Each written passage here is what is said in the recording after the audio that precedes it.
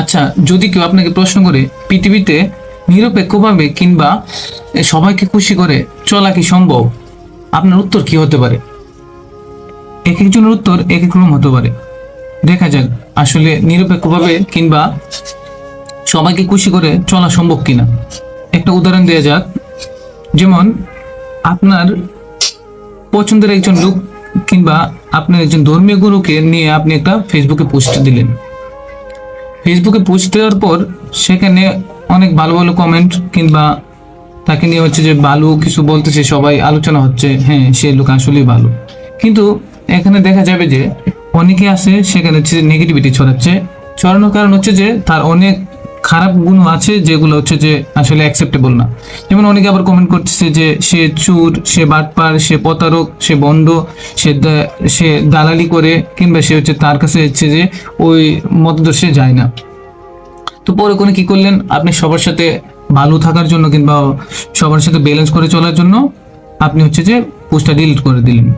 তারপর ভাবলেন এই লোককে নিয়ে যেহেতু কন্ট্রোভার্সি, তো আমি এই লোককে নিয়ে আর পোস্ট করবো না, তার পক্ষের কথা বলবো না।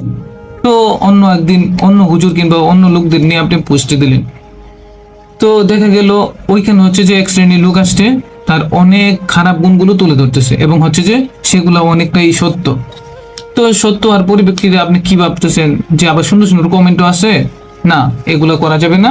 আমি হচ্ছে যে একদম ফেয়ার থাকতে চাই, কোনো কন্ট্রোভার্সি জড়াতে চাই না। আমি আমার মতো হচ্ছে সবাইকে নিয়ে থাকতে চাই। হ্যাঁ, এই লোকের পক্ষে যে পোস্ট করছিলেন সেটা হচ্ছে যে ডিলিট করে দিলেন। তো ডিলিট করে দেওয়ার পর আপনি ভাবলেন যে দূর, আমি হচ্ছে যে হুজুরদের নিয়ে কিংবা হচ্ছে ধর্মীয় লোকদের নিয়ে পুষ্টি করবো না, এই টপিক সিবাদ। পরে আপনি চিন্তা ভাবনা করলেন যে কি করা যায়, তাহলে রাজনীতিবিদ নিয়ে পোস্ট করি। তো রাজনীতিবিদ নিয়ে পোস্ট করার পরে আপনার পছন্দের একজন রাজনীতিবিদ নিয়ে পোস্ট করলেন, সেখানে ভালো ভালো কমেন্ট আসলো, আবার হচ্ছে যে নেগেটিভিটি ছড়াছড়ি। তো এসে বললো যে এই লোক দেশ পরিচালনা করবে, এই লোক দেশ পরিচালনা করে কে, সে হচ্ছে দালাল, সে হচ্ছে যে এই দেশে দালালি করে ওই দেশে দালালি করে, তাকে দিয়ে আসলে দেশ পরিচালনা করা সম্ভব নয়। হ্যাঁ, আরো অনেক নেগেটিভিটি ছড়াচ্ছে। এদের উপর যদি হচ্ছে দেশ নির্ভর করে তাহলে দেশটা যাবে কোথায়, শেষ। তো তখন হচ্ছে যে আপনি ভাবলেন না, ওরে হচ্ছে প্রমোট করা যাবে না, সে তো তার তো নেগেটিভিটি আছে। তো আপনি কি করলেন, পোস্টটা ডিলিট করে দিলেন কিংবা আলোচনা বন্ধ করে দিলেন। পরে আপনি হচ্ছে অন্য একজন রাজনীতিবিদকে নিয়ে পোস্ট করলেন। তো ফলাফল কি, আগের মতোই বিভিন্ন গ্রুপ আসছে আপনাকে মন্তব্য করার জন্য।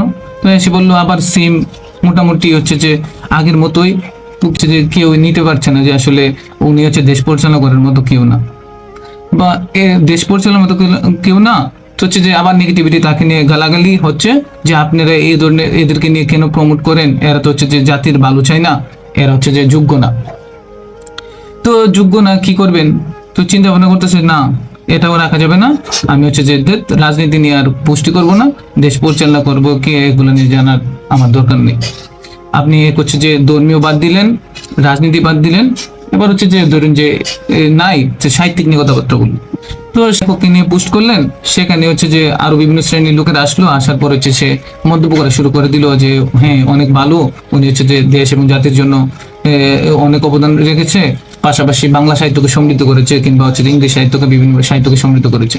তো সেখানে আবার এক শ্রেণীর লোক চলে আসছে, সেখানে এসে বললো যে না, তার কোনো অবদান নাই, সে হচ্ছে যে বিভিন্ন নেগেটিভিটি করেছে, প্লাস হচ্ছে যে তার অবদান তো দূরের কথা, সে আরো লেখা কারচুপি করে কিংবা চুরি করে এখানে আসছে, তাদেরকে প্রমোট করবেন না, তারা হচ্ছে যে সমাজের ছদ্মবেশের বা আড়ালের একজন খারাপ মানুষ।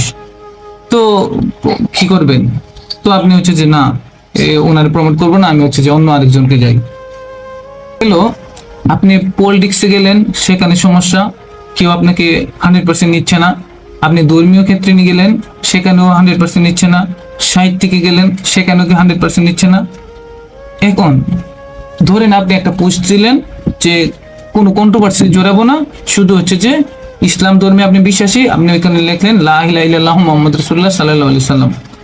কমেন্ট করলো বিভিন্ন ধর্মের লোক কিংবা হচ্ছে যে নাস্তিক শ্রেণীর লোক, তো হচ্ছে যে তারা বিষয়টা নিয়ে খুবই মর্মাহত, আহত, ব্যতীত, শিহরিত, যে তারা খুবই মনোক্ষুণ্ণ। কারণ হচ্ছে যে ধর্মীয় কারণ হচ্ছে যে পুত্র বাঘ হই, বিভিন্ন শ্রেণী বাঘ হই, বিভেদ সৃষ্টি হই, তো এরা আপনাকে হচ্ছে যে কমেন্ট করে যাচ্ছে যে এগুলা থেকে বিরত থাকার জন্য। এখন ওই সমস্ত লোকদের মন্তব্যের কারণে কি আপনি পিছিয়ে যাবেন? আপনার আদর্শকে সমুন্নত রাখবেন না? আপনি নিরপেক্ষ থাকার চেষ্টা চালিয়ে যাবেন? আর নিরপেক্ষ থাকার চেষ্টা করা কি আসলে সম্ভব? এক দলকে খুশি করলে অপর দল খুশি হবে না। সেজন্য যে যার জায়গা থেকে তার আদর্শ অটুট রেখে অবশ্যই দরকার এগিয়ে যাওয়া। পিছিয়ে মন্তব্য করবে কিংবা মন্তব্য করে যাচ্ছে, পৃথিবীতে সারা জীবন চলতে থাকবে। সুতরাং সব জায়গায় নিরপেক্ষ থাকা যাবে না, কোথাও কোথাও নিজের আদর্শ তুলে ধরতে হবে। সেটা কেউ নারাজ হোক কিংবা যে অসন্তুষ্ট হোক, নিজের আদর্শের প্রতি সমন্বয় রাখতে হবে, নিজের আদর্শের প্রতি বিশ্বাস রাখতে হবে।